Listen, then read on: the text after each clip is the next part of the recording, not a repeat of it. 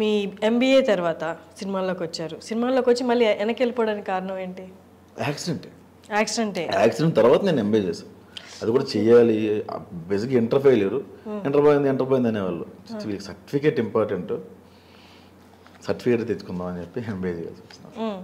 మీ childhood అంతా అక్కడే జరిగిందా? శ్రీకాకుళం అండి. మీకు యాస రావట్లేదే? నేను మ్యాక్సిమం వైజాగ్లో ఎక్కువ కాలం, వైజాగ్, ఒంగోలు, అలా డిఫరెంట్ ప్లేసెస్లో. మళ్ళీ ఇప్పుడు నెక్స్ట్ సిరీస్ రాస్తున్నారా యూట్యూబ్కి కానీ, లేకపోతే? రాయడం లేదు, ఇది 1 వీక్ ఆగి ఇంకో సిరీస్ చేసేసుకోవడం. రాయడం లేదు. రెడీ ఉన్నా హర్షిని, రెడీ ఉన్నారు భయ్యా, రెడీ ఉన్నా పిలుస్తారా అయితే నన్ను? అన్నీ చేసుకుంటాయి. నిజంగానే అడుగుతున్నా, పిలుస్తారా? ఎక్కడ చేస్తారు మరి? మాది ఐ డ్రీమ్ కదా. అంటే అన్నం పెట్టారు కదా తమ్ముడు వాళ్ళు. కరెక్ట్. బయట మూవీస్ చేస్తే లేదా ప్లాట్ఫామ్కి చేస్తే పిలవండి, ఐ మీన్ ఓటీటీస్కి. కొంచెం రీసెంట్గా ప్రొడక్షన్ హౌస్ కూడా ఓపెన్ చేసాం మేము. ఓ గ్రేట్. అయితే పిలవండి ఖచ్చితంగా. డెఫినెట్గా పిలుస్తాను. మీరే సాక్ష్యం. నైస్. అండ్ ఆవిడ ఉన్నారు కదా నీరజ గారు, నీరజ గారి సెలక్షన్ అంటే ఎట్లా? ఆవిడ రోల్ అనుకున్నారా లేకపోతే సేమ్ అట్లే ఆన్ ద స్పాట్ క్రియేట్ చేసుకుంటే? నేను నా వైఫ్ క్యారెక్టర్ తప్ప అసలు ఎవ్వరు లేరు సిరీస్లో. ఆవిడ 1 డే పిలుద్దాం అనుకున్నా. ఆవిడ ఫస్ట్ డే పర్ఫార్మెన్స్ చూసే, అంతకుముందు ఆవిడతో చేశాను నేను. ఫస్ట్ డే పర్ఫార్మెన్స్ చూసే ఈవెన్ కంటిన్యూ చేద్దాం, భార్యాభర్తల మధ్య ఎక్కువ చూపించలేం కదా, ఇది ఇంకో ప్యారలల్గా ఏదో స్టోరీ రన్ చేయొచ్చు అనుకున్నా. ఆవిడ పర్ఫార్మెన్స్ చూసి ఇంకా కంటిన్యూ చేయాల్సి వచ్చింది. అందుకే కథ వేరు, మేము తీసింది వేరు అనుకున్నాం. ఇది దీనికి ప్యారలల్గా ఇంకేమైనా కథ రాసుకున్నారా? మీరు చెప్పినట్టు మావిడాకులు ఫస్ట్ అది కాదు కదా మీరు అనుకున్నది, తీయడం వేరే. ఆ ప్రాసెస్ 3 ఎపిసోడ్స్ హిట్ అయ్యే వరకు మీకు అసలు గ్యారంటీ లేదు. అప్పుడు ఇంకేదైనా కథ మొదలు పెట్టేశారా? లేదు, అసలు ఏం రాసుకోవాలి. లైన్ చెప్పించాను అంతే, ఏది పేపర్ మీద పెట్టాల. మావిడాకుల్లో కూడా చాలా సీన్స్ పేపర్ మీద పెట్టాల, అక్కడికి వెళ్ళి తీసుకున్నా. అంటే వీళ్ళు అల్లు రమేష్ గారు తెలుసు కదా, మా మామయ్య గారు చనిపోయారు ఆయన రీసెంట్గా. ఆయన సినిమాల్లో బిజీ, ఆయన నీరజ గారు సీరియల్స్లో బిజీ. సో వాళ్ళు వచ్చిన దాన్ని బట్టి నేను కథ రాయాలి తప్ప రాయలేని పరిస్థితి. కింద 10 నిమిషాల కన్నా ఎక్కువ పెంచండి అంటారు. నాకు 1 డేనే షూట్, ఇంకో రోజు నాకు లేని పరిస్థితి. సో వాళ్ళు డేట్లు ఎవరు, అందులోనే చేయాలి. అట్లా ప్లాన్ చేసుకుని చేస్తాం. కథ రాసుకొని, డైలాగ్ వర్షన్ రాసుకొని, ప్రాపర్ స్క్రిప్ట్ ఉంటే కంటిన్యూగా షూట్ పెట్టుకోవాలి. అలా కాదు ఉదయం 10 గంటలు పెట్టుకుని సాయంత్రం 8 గంటలు క్లోజ్ చేసేస్తే అట్లా చేయలేము. దీనికి లైన్ ప్రొడ్యూసర్ అని, లొకేషన్స్ తెచ్చేవాళ్ళని, అసిస్టెంట్ అని ఎవరు ఉండరు, అన్నీ మనమే చేసుకోవాలి. సో అందుకని ఎక్కడ ఈ ప్రాసెస్లో డౌట్ రాలేదా ఈ వర్కౌట్ అవ్వదు అని, లేకపోతే వేరే ఏదైనా ఫీల్డ్ చూసుకుందామని? బేసిక్గా వర్కౌట్ అవుద్ది అని ఏం చేయలేదన్న. మరి ఎట్లా లైవ్లీహుడ్ అదంతా ఎట్లా? మీరు ఇదే కదా ఫుల్ టైమ్ యాక్టర్ అండ్ రైటింగే కదా, మరి ఇది వర్కౌట్ అవ్వకపోతే ఎట్లా అని ఎక్కడ భయం లేదా? అంటే అవ్వదు అని థాట్ రాలా, ఆ సెకండ్ థాట్ ఎప్పుడు లేదు. అంటే అవ్వకపోతే నెక్స్ట్ ఏంటి అని రాలా. మరి పాసిబిలిటీస్ చూసినప్పుడు వర్క్ లేని రోజులు లేవా చేతిలో? చాలా ఉన్నాయి. నేను మావిడాకుల ముందు నాకు పెద్దగా వర్క్ ఉండదు కదా. అంటే మంత్లీ ఎన్ని రోజులు వర్క్ ఉండొచ్చు? అసలు ఉండదు కదా. ఉండేది కాదు మీన్స్ చాలా సినిమాలు రాసా. నేను చేసిన తప్ప నేను డబ్బులు తీసుకున్నాను కాదు, డైరెక్టర్ ఇస్తారులే అక్కడ డబ్బులు తీసుకోవచ్చు అట్లా అనుకునేవాడిని. సో ఏదో పెద్ద జీనియస్లో నన్ను పిలిచి, ప్రసాద్ ఈ కథ అనుకున్నావు ఎలా అని చెప్పు, నేను కూర్చొని రాసేవాడిని. మా క్యారెక్టర్ వస్తుంది కదా, నువ్వు మనీ ముందు చెప్పలేదు కదమ్మా అనేవాళ్ళు, నేను పట్టించుకునేవాను కదా. అయ్యో అసలు ఏం చేయాలి కదా, తీసుకునేవాను కదా, నేను అడిగాను కదా ఇచ్చేవాళ్ళు కదా పనులు. మరి ఎట్లా ఫ్యామిలీ ఉంది, అప్పుడప్పుడు పార్టీ ఇచ్చేవాళ్ళు. పార్టీ అంటే మీరు పొట్ట నింపుకుంటారు, ఇంటికి వెళ్ళిపోతే డబ్బులు. మరి ఇంట్లో అంతేం చేయలేదు. ఇంట్లో చాలా ఇదంతా ఇంట్లో అర్థం కాదు కదా, అర్థం కాదు కదా వాళ్ళకి. మా అమ్మకి ఇప్పుడు సపోజ్ అమ్మ మావిడాకులు పెద్ద హిట్ అయిందమ్మా, నాకు ఇంత పేరు వచ్చిందమ్మా అని చెప్పాను అనుకో, పోన్లే బాబు నీకు నెలకు 10-15 వేలు వస్తే చాలు అంటారు. ఆవిడకి ఇదంతా అర్థం కాదు ఆవిడకి, అదే పరిస్థితి. ఫ్రెండ్స్ ఫ్యామిలీ అందరికీ తెలుసు. ఒకరోజు ట్రై చేశా, అరే ఏంటి లాక్డౌన్ తర్వాత జొమాటోకి వెళ్దాం ఎట్లా ఉంటుంది, ఒకరోజు వెళ్ళాను. నేను వెళ్ళి చూద్దాం అసలు ఎట్లా ఉంటుంది, మంచి డబ్బులు వస్తున్నాయని. ఆవిడ 50 వస్తుందన్నా, నాకు 30 వస్తుందన్నా అనేవాడు. అంత వస్తుందా, వెళ్దాం. ఒకరోజు వెళ్ళిన తర్వాత బిర్యానీ ఫస్ట్ టైం నాకు చాలా సిగ్గుగా ఉండేది. కానీ మీరు ప్రసాద్ గారు మిస్టర్ మచ్చా కదా అదే నన్ను మీ వీడియో చూసాను భయ్యా, నేను ఈ పనికి పని చేయను, నాకు రాదు.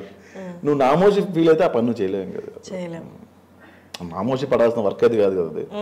ఏమో అంటే నన్ను గుర్తుపడతారేమో, వీడు జొమాటో చేసుకుంటున్నాడా అంటారేమో,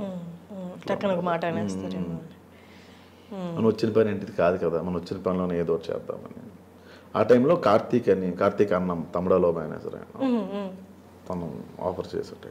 ఓకే, మీరు ఇందాక ఒకటి చెప్పారు, అంటే మీరు ఒక స్ట్రాంగ్ ఒపీనియన్తో ఉన్నారు రిలేషన్షిప్స్ మీద, లేకపోతే లవ్ అనే దాని మీద. ఇంత స్ట్రాంగ్ ఒపీనియన్ అప్పుడు పెళ్లి సైడ్ ఎందుకు వెళ్ళారు?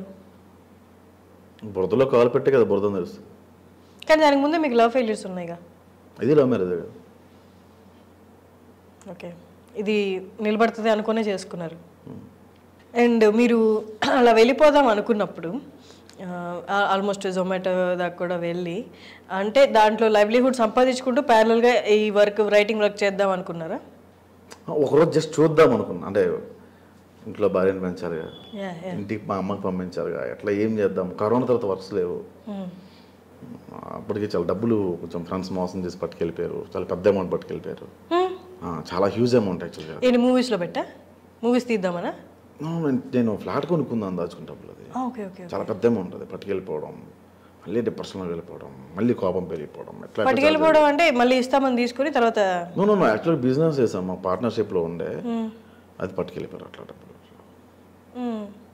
మోసం చేశారు. ఏవో చెప్పారు, ఎక్కడెక్కడ వెళ్ళి ఎంజాయ్ చేస్తున్నారు వాళ్ళు, లేవురా వేరే ఫ్రెండ్స్తో వచ్చామని చెప్పేవాళ్ళు. అట్లా చాలా జరిగాయి. దీనికి ముందు ఏదైనా మూవీస్కి రాసి ఆగిపోయిన మూవీస్ ఏమైనా ఉన్నాయి అంటే మీకు రైటర్గా పెట్టిన పేరు అట్లా? ఇప్పుడు కార్డు వేసుకోవాలి. ఇప్పుడు 4 సినిమాలు కమిటాయి అవి పడుతున్నాయి. దానికి ముందు అసలు ఎప్పుడు ఆఫర్? నేను రైటర్ అవ్వాలి అట్లా ఏం పెట్టుకోలేదు. మన క్యారెక్టర్ పడుతుంది, మనకు ఛాన్స్ ఉంటుంది, రాసుకునే ఛాన్స్ ఉంటుంది. మన క్యారెక్టర్ బాగా రాసుకోవచ్చు, నచ్చితే ఉంచుకుంటారు, లేకపోతే లేదు, అట్లా అనుకునేవాడిని. ఆపర్చునిటీస్ కూడా ఇది పెద్ద ఆపర్చునిటీ, ఇక్కడి నుంచి లైఫ్ మారిపోతే అనుకున్న ఆపర్చునిటీస్ ఏమైనా ఉన్నాయా మావిడాకులకి ముందు? లేవు. ఓకే, యాక్టర్గా వచ్చాయి. ఈటీవీ ప్లస్లో నేను లైఫ్ ఈజ్ బ్యూటిఫుల్ అని చేసినప్పుడు అక్కడ కమిట్ అయ్యాను నేను. ఆ డేట్స్ సెట్ అవ్వలేదు ఒక టైంలో. ఏంటో సినిమాల్లోకి వస్తే సీరియల్లో పడ్డాం అనిపించింది. అప్పుడు పోయాయి. అవి చేస్తుంటే మంచి మంచి రోల్స్ చేసేవాడిని. హిట్ అయ్యాయి కూడా, బాగా మంచి సినిమాలు అయ్యేవి. ఓకే, అంటే ఇప్పుడు మీరు చెప్తుంటే అంటే ఒక మూవీస్కి ఇక్కడ కెరియర్ ఫామ్ చేసుకుందాం అని వచ్చిన ప్రతి పర్సన్ ఎన్ని ఫేస్ చేయాలో A to Z అన్నీ మీరు ఫేస్ చేశారు. పర్సనల్ లైఫ్లో కానీ, మూవీ కెరియర్ వైజ్ కానీ, మీరు మోసపోవడం కానీ, వాళ్ళు మిమ్మల్ని వాడుకోవడం కానీ, అది రైటింగ్ పరంగా కానీ, ఇంకో విధంగా కానీ. ఈ హోల్ ప్రాసెస్లో మీకు ఉండి ధైర్యం, మీరు ఇందాక అన్నారు వెనక్కి వెళ్ళిపోతాను వర్కౌట్ కాదన్న క్వశ్చన్ ఎప్పుడు రాలేదు నాకు అని, బట్ స్టిల్ ఏదో ఒక డ్రైవింగ్ ఫోర్స్ ఉండింది కదా ఇక్కడ ఉండగలను అని. ఏంటి ఆ డ్రైవింగ్ ఫోర్స్? రైటింగ్. కానీ మంత్ అంతా వర్క్ ఉండదు కదా. ఉండదు. అంటే ఇప్పుడు పక్క అన్ని మీవి అనుకున్నవన్నీ పడిపోతున్నాయి, పక్కకి వెళ్ళిపోతున్నాయి, మీ దారిలో నుంచి వెళ్ళిపోతున్నాయి. బట్ స్టిల్ అక్కడే ఉండి మీ వర్క్ని ఆనందిస్తూ ఉండగలిగారంటే ఏదో ఒకటి ఉండాలి కదా. అంటే ఒక ఇద్దరు ఫ్రెండ్స్ సపోర్ట్ చేశారు. కొన్ని సందర్భాల్లో వాళ్ళు చేయగలిగారు. సంపత్ నారాయణ అని తన కాప్ వైజాగ్లో పోలీస్ జాబే చేస్తాను. అప్పుడప్పుడు నాకు డబ్బులు పంపించేవాడు. నువ్వు ఎప్పుడైనా డబ్బు లేనప్పుడు చెప్పు, అప్పు చేసాను పంపిస్తాను, నువ్వు ఏదో చేస్తావని నమ్ముతున్నాను నేను అని అప్పుడప్పుడు పంపించేవాడు. తను పెళ్ళి అయిన తర్వాత పంపించాడు. యాక్చువల్గా పెళ్ళి అయిన తర్వాత నేను డీప్ స్ట్రీట్లో ఉన్నప్పుడు పంపించాడు చాలాసార్లు. కరోనాలో కూడా పంపించాడు తను. సో అట్లా హెల్ప్ చేశాడు. అప్పుడప్పుడు కొన్నిసార్లు బేస్ అయ్యా ఇంకా అవ్వకూడదు ఇంకెవరి మీద అని. కరోనాలో ఏం చేశారు ఆ 2 years? ఖాళీ ఇంట్లో కూర్చొని రాసుకోవడం, ఏం చేయలేదు. ఏదైనా మంచిది మూవీ కానీ సిరీస్ కానీ రాశారు ఆ టైంలో? ఒక కథ రాసా. అది యాక్చువల్గా ఈ మధ్యన పట్టాలు ఎక్కాల్సి ఉండే, కానీ మళ్ళీ సడన్గా నాకు కొంచెం డేట్స్ కొంచెం ఇప్పుడు బిజీ అయ్యాను కదా, 4-5 months అది స్టార్ట్ చేద్దాంలే అని అట్లా. మీరు మీ ఓన్ డైరెక్షన్లో ఎవరికైనా పిక్ చేశారా ఇప్పుడు స్టోరీస్? రైటర్గా కాకుండా మీరు డైరెక్టర్గా పిక్ చేశాను. ఒక 2-3 పెద్ద ప్రొడక్షన్లో పిక్ చేశాను. యాక్చువల్గా అందరికి నచ్చింది ఆ కథ. వెళ్ళిపోదాం అని అనుకున్నాం మేము. సడన్గా కొంచెం ఈ 2-3 సినిమాలు చేస్తున్నాయి 3-4 monthsలో. అందుకని అంటే writing and acting only acting writing అంటే కొన్ని సినిమాలు రైటింగ్ చేస్తున్నా, కొన్ని సినిమాలు యాక్టింగ్ చేస్తున్నా. ఇది కంప్లీట్ అయిపోయి కదా స్టార్ట్ చేద్దాం. ఇది బౌండెడ్ చేసుకుని పెట్టుకున్నాయి.